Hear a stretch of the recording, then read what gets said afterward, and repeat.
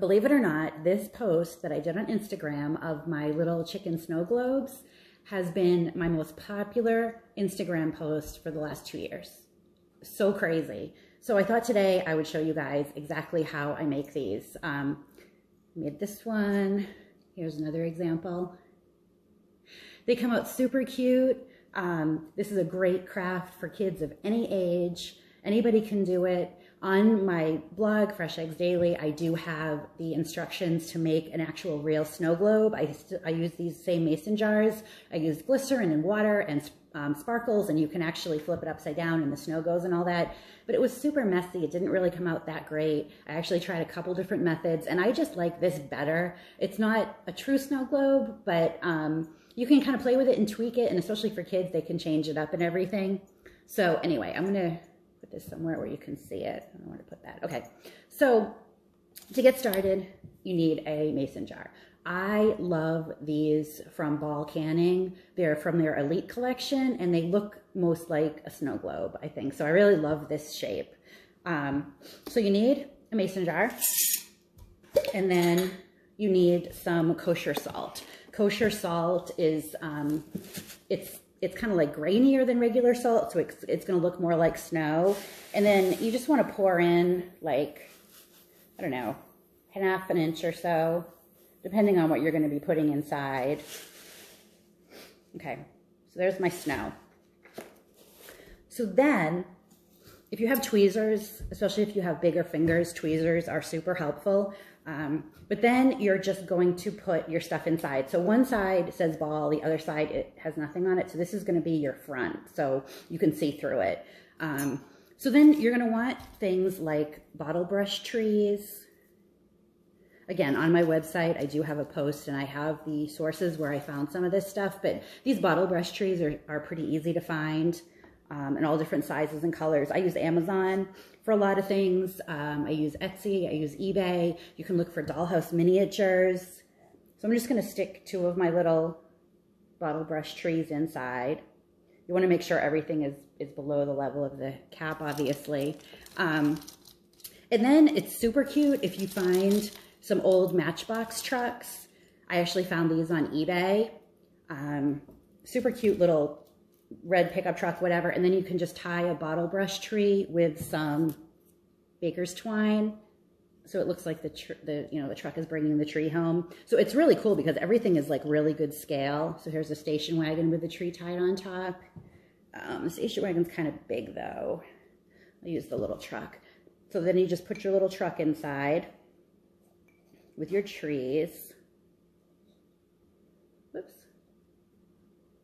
I mean, it's super cute already. So then, so I have little wreaths. I mean, you can find all sorts of stuff if you just look for dollhouse miniatures or, you know, just search for like whatever you're looking for. So then I like to add some animals. I found these little teeny chickens on this website that sells dollhouse stuff.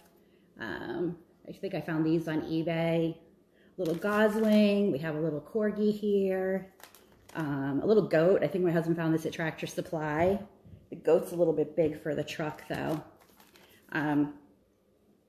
So then your tweezers, because they are kind of small, you can just place your animals, whatever it is you want, inside your jar. Sorry about the glare. So that's super cute, right?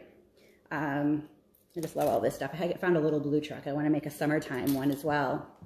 So once you've got your stuff inside that you are going to be using for your little snow globe scene, I just like to take a, scrap of cloth.